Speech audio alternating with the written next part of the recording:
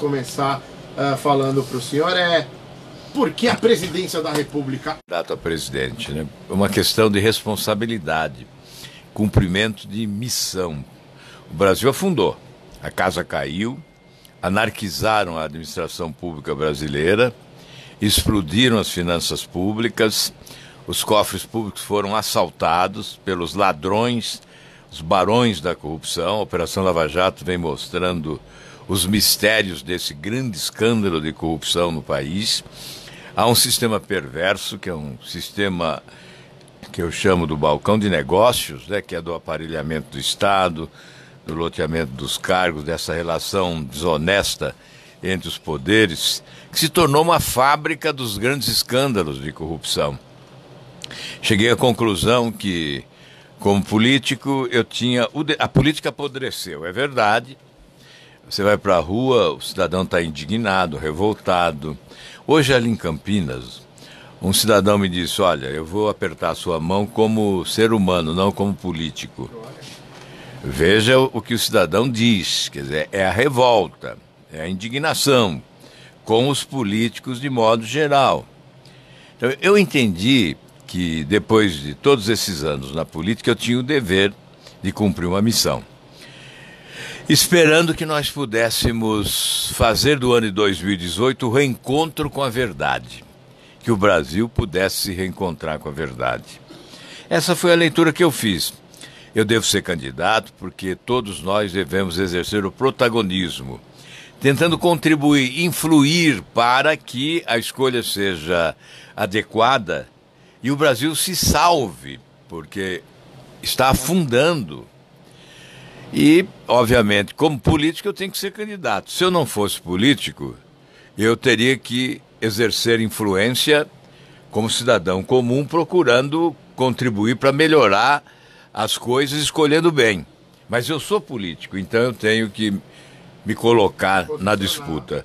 É por essa razão que eu sou candidato a presidente, na esperança de deixar um legado de mudança, se eleito.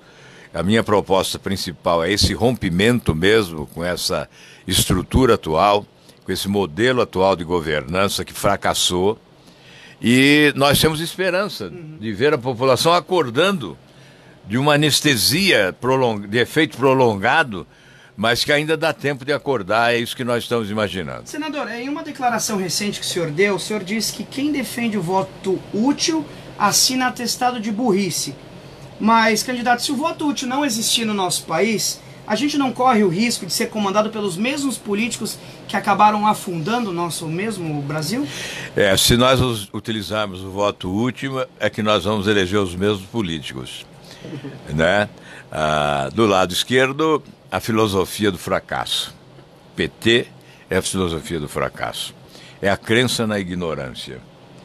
PT é arauto da corrupção e da incompetência. É especialista em distribuir miséria a todos e riqueza para os próprios líderes, alguns indo para a cadeia.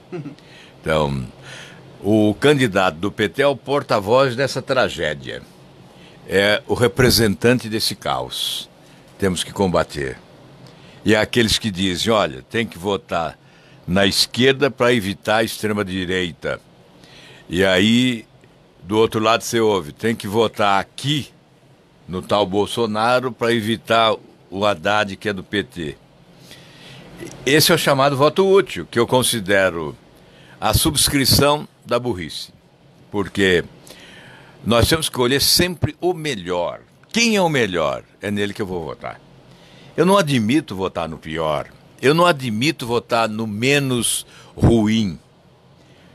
Ficar entre o ruim, o péssimo, e o menos ruim, o pior, de forma nenhuma. Eu tenho dignidade. O eleitor tem que ter dignidade. Ele não pode admitir isso. Ele não pode surfar nessa onda. Essa onda é criada por gente interessada em defender os seus próprios interesses.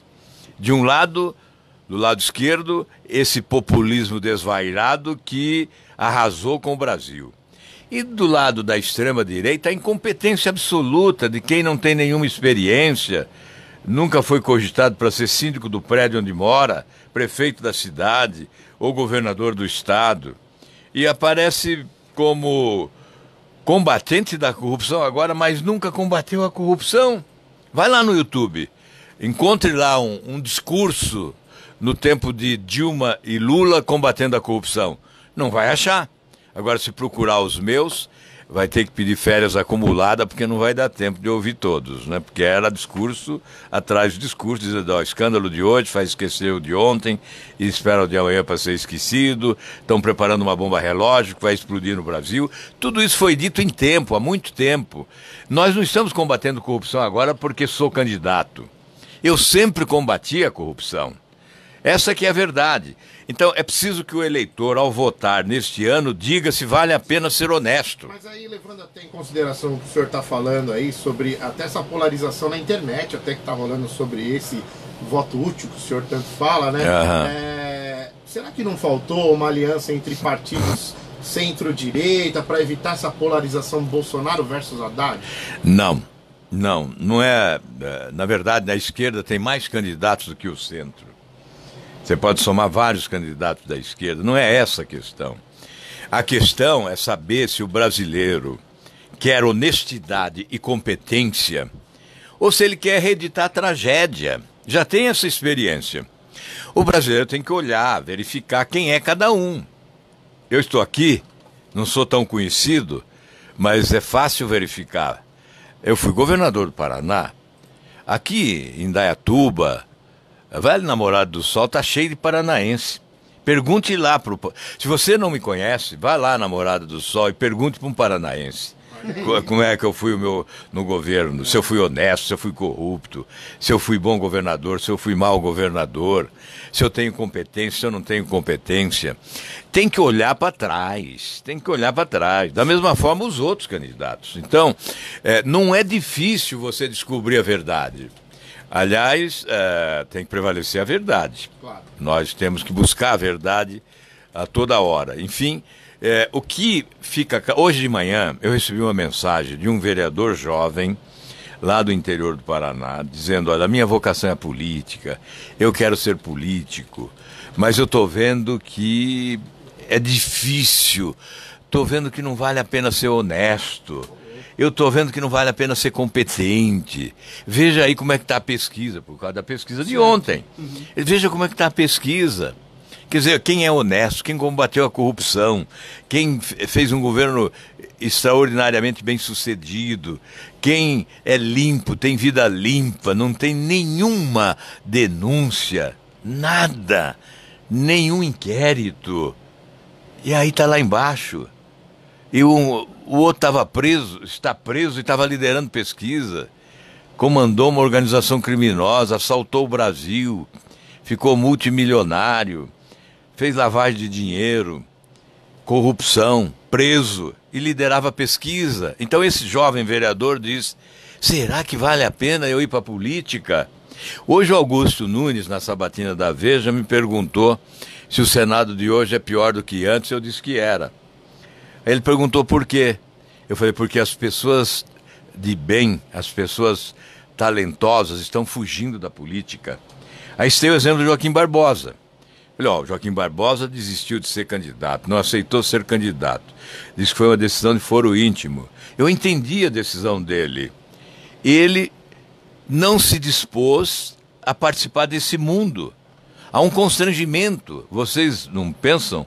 Provavelmente não imaginam, mas eu já tive vontade de fazer a mala e ir embora também. Sair da política. Agora, se a população não valoriza quem trabalha, quem se dedica, quem é honesto, aí fica difícil. Não há estímulo. Esse jovem vereador do interior do Paraná já percebeu que esse mundo é um mundo complicado. Portanto, a gente... a minha campanha diz abre o olho, né? Por quê? Nós queremos que o brasileiro abra o olho, ainda há tempo, são 17 dias, mas é suficiente para abrir o olho e escolher o melhor. Agora, larga essa história de voto útil, eu sou favorável ao voto facultativo, exatamente por isso. O cidadão acha que não tem ninguém que merece o voto, não é obrigado a votar. Não vá votar. Agora, vote no melhor. o voto é obrigatório e ainda você vai aceitar votar no pior? Não, vote no melhor. Veja quem é o melhor, não é? Ô, senador, o senhor fala muito no combate à corrupção, né? Mas é uma bandeira onde todos os candidatos, eles defendem hoje em dia. Agora, né? Então, na campanha. Mas é justamente, o senhor está à frente aí ao Senado, pelo menos por 4 mandatos. Queria saber se, diferente dos outros, o senhor vem combatendo a corrupção há muito tempo ou o senhor também acha que é uma bandeira que o senhor pegou agora? Só quem prestou atenção sabe, né? Mas não é só no Senado. Eu fui governador e, como governador, eu prendi 28. Na época tinha prisão administrativa, não dependia da justiça. Estava na Constituição a prisão administrativa. Então o governador instalava um inquérito, apurava se havia desvio, ele decretava a prisão. Eu prendi 28. Eu anulei licitações fraudadas, anulei aposentadorias imorais, acabei com privilégios, fiz reforma reduzindo o tamanho do Estado. Eu eliminei os meus próprios privilégios. Não recebo aposentadoria de ex-governador há 27 anos. Seriam hoje 10 milhões de reais na minha conta bancária. Uma mega cena. Uma mega cena. Uma mega cena. Não recebo auxílio moradia há muitos anos, não é agora na campanha. Não recebo auxílio moradia, é R$ 5.500 por mês no Senado. Não recebo a verba indenizatória de R$ 15 mil por mês no Senado. Então, com a aposentadoria de 33, dá mais de R$ 50 mil por mês que eu abdico, que eu renuncio, para ter autoridade e dizer, eu combato para valer os privilégios.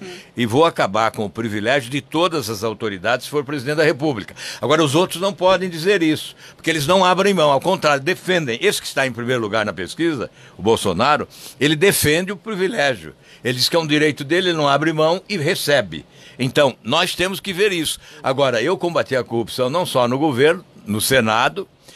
Quantas CPIs, quantas auditorias, quantos requerimentos de informações, mandados de segurança, representações ao Ministério Público. Só em relação à Petrobras, eu protocolei 19 representações.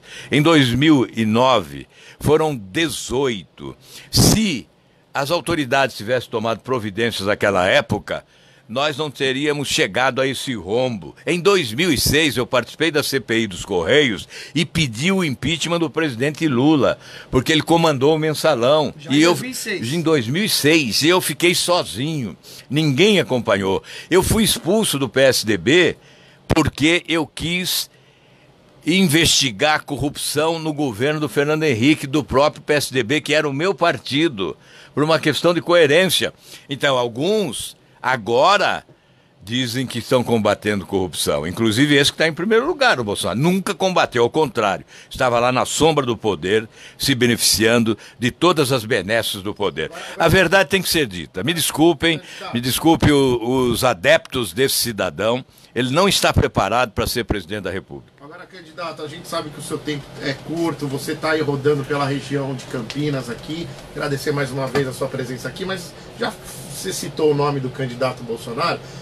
Eu queria a sua opinião sobre o atentado que ocorreu ao Bolsonaro, como é que foi a sua visão, e se você acha que a justiça vai achar culpado, se é que tem mais de um culpado, na sua opinião, se tem mais pessoas envolvidas. Eu tenho que lamentar, toda violência tem que ser reprimida, combatida, condenada, punida, não é?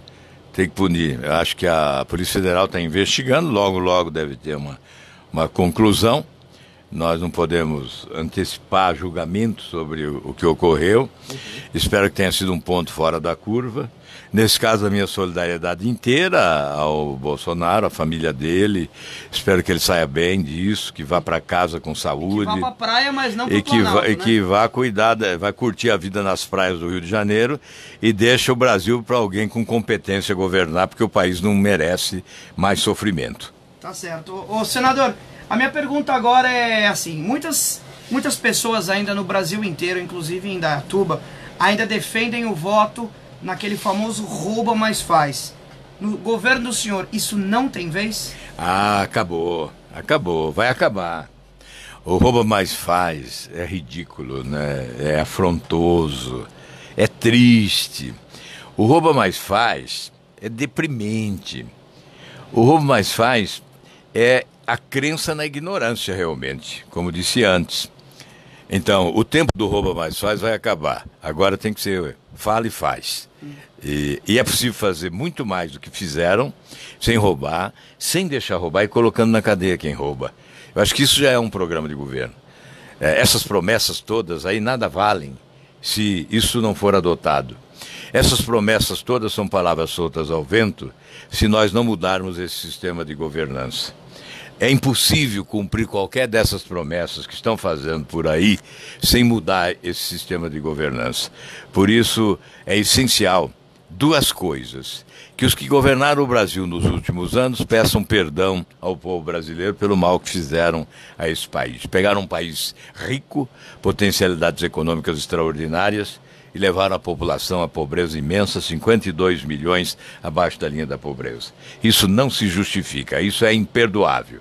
E a nós que estamos chegando agora, buscando a presidência da República, esse compromisso: romper com esse sistema corrupto e instalar no país um governo sério que respeite o povo brasileiro. Tem perguntas de ouvintes aqui, senador. Eu queria perguntar para você aqui, o Luiz mandou assim pra gente: o que você tem a dizer em relação às pessoas que criticam o trabalho da Polícia Federal? Tem políticos que criticam também o trabalho da Polícia Federal e da Lava Jato e da atuação do juiz Sérgio Moro.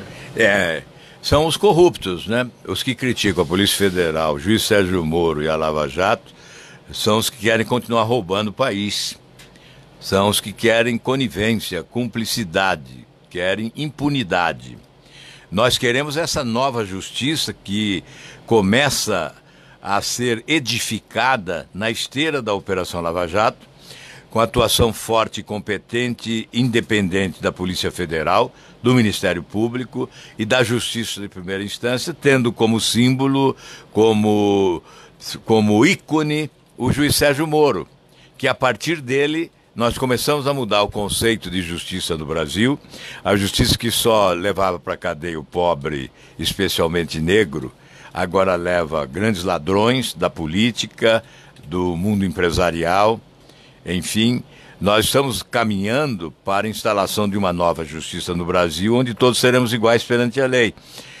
Para isso, falta aprovarmos na Câmara o projeto que acaba com o foro privilegiado, que é de minha autoria, já foi aprovado no Senado, está na Câmara desde junho do ano passado, terá que ser aprovado. A partir daí, nós poderemos inaugurar, então, uma nova justiça no Brasil, com todos iguais perante a lei. Tá certo. Muito certo. Senador Álvaro Dias aqui no nosso programa. Senador, já vai ficar o convite para o senhor, tá, nas próximas vezes que estiver aqui na região de Indaiatuba, se o senhor quiser ter um quadro aqui na Clipe FM, porque a voz do senhor, rapaz, que voz bonita que o senhor tem. Voz de locutor romântico, eu né? Imagino, FM. Programa romântico, love songs. Imagina, né? Rádio FM. Olha, Álvaro Dias, que vozeirão. Queria agradecer de verdade. É que eu já fui radiator, viu? Telenovela? Rádio novela. No tempo da rádio novela. Legal, hein? Não tem saudade de fazer mais, não? Opa, dá saudade, sim. Quero agradecer a presença do senhor aqui, Álvaro Dias, e que fique de exemplo para todos os candidatos à presidência, para qualquer governo, tudo passe pela região. Se estiver na região metropolitana de Campinas, venham na Clipe FM, afinal de contas estamos para mais de democracia. Vamos copiar, vamos fazer uma cópia da Rede Globo? Tá, a Rede Globo faz assim, né? Que Brasil que você quer pro seu futuro? Senador Álvaro Dias, 1 minuto, que Brasil o senhor quer pro seu futuro? Acho que eu vou dizer até... Bom, não vou falar não. Eu quero um Brasil... Não, é verdade. Eu ia dizer uma coisa, mas resolvi não dizer. Mas eu quero um Brasil onde todos sejamos iguais perante a lei. Aliás, essa é a ideia básica, essencial da refundação da República que eu prego. Todos devemos nos submeter à lei e todos devemos ser iguais perante a lei. Porque se existem desigualdades sociais hoje, é porque há desigualdade de oportunidades. E se há desigualdade de oportunidades, é porque não somos iguais perante a lei. Quando nós definirmos que somos iguais, começa a terminar a pobreza. Se você quer combater a pobreza, a melhor forma de combater a pobreza é eliminando as desigualdades de oportunidade, oferecendo oportunidade às pessoas. E a grande oportunidade nesse campo da eliminação das desigualdades sociais é o emprego, para que o cidadão possa viver com dignidade. Então esse é o Brasil que eu quero, onde todos os brasileiros são iguais perante a lei, onde todos os brasileiros possam ter igualdade de oportunidades. Senhoras e senhores, Álvaro Dias da Clipe, daqui a pouco a gente volta. É isso aí.